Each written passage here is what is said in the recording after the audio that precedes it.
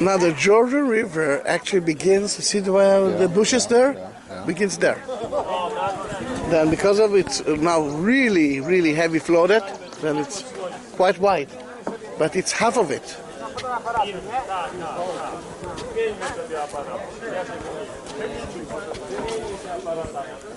Nie, tutaj pan nam zrobi, poprosiłem.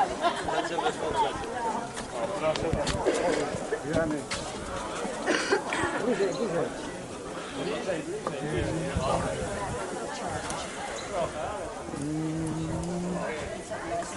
Shoes off. Shoes off. Okay. Oh, your mother is doing it there.